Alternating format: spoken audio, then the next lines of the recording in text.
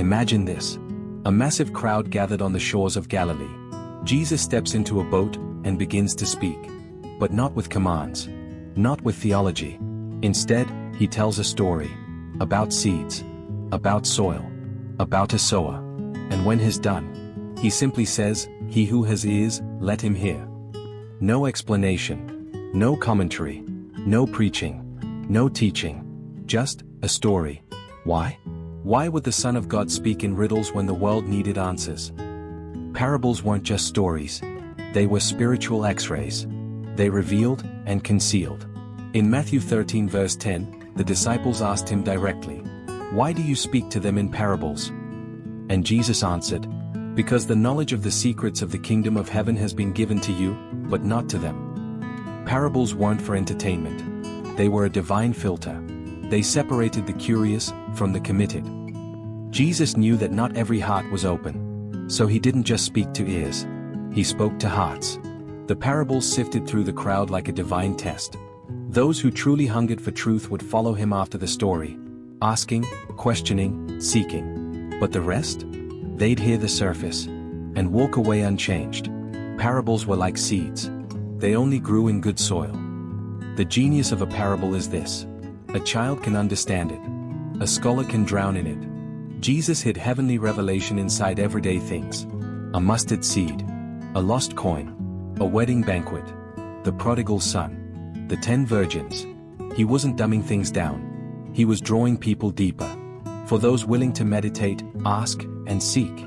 Parables open portals to divine wisdom. They weren't coded to keep people out. They were invitations to come closer. Jesus wasn't just storytelling. He was fulfilling prophecy. In Psalm 78 verse 2, it says, "I will open my mouth in parables, I will utter hidden things, things from of old." Jesus, the living word, spoke ancient truths through present moments. Every parable he shared was a puzzle piece, pointing to the kingdom of God. To understand his parables, you need more than ears. You need revelation. Jesus is still speaking in parables today. He may not be standing on a hillside or sitting in a boat, but he's still speaking. The question is, are we still listening? Through ordinary things. Through your daily activities. Through moments that seem simple, but carry eternity. A delay in your plans might not be random, it might be a parable about God's timing. That uncomfortable conversation you had? It could be a parable about courage. That overlooked promotion? Maybe a parable about where your true value comes from. He's still sowing seeds. In your calendar. In your inbox. In your disappointments. In your unexpected wins. But we often miss them, because we want the spectacular.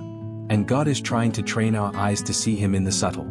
Parables are still playing out, through toddlers throwing tantrums, sudden detours, phone calls you didn't expect. Because heaven is always whispering. Always inviting. The question is not, is God speaking? The question is, am I pausing to perceive it? The parables weren't just lessons. They were mirrors. And they were mercy. Each one was an open invitation. To come closer. To go deeper. To reflect honestly. When Jesus said, "He who has ears, let him hear," he wasn't referring to physical hearing. He was pointing to the heart. To the one who would lean in. To the one who would say, "Lord, what are you really saying?" We live in a world full of noise, distractions, and opinions. But parables invite us into stillness. Into discernment. Into divine clarity. So as you watch this video, as you step into your day, ask yourself, what parable might Jesus be telling me, today and right now? Because maybe, just maybe, that closed door wasn't rejection. It was redirection. That wait wasn't a punishment. It was preparation. That silence wasn't abandonment. It was sacred space. The parables are still alive. And maybe today, you will finally hear them. The parables are still speaking. If you've ever felt like God's voice is quiet, look again. Listen deeper. Sometimes his greatest truths are wrapped in ordinary moments we overlook.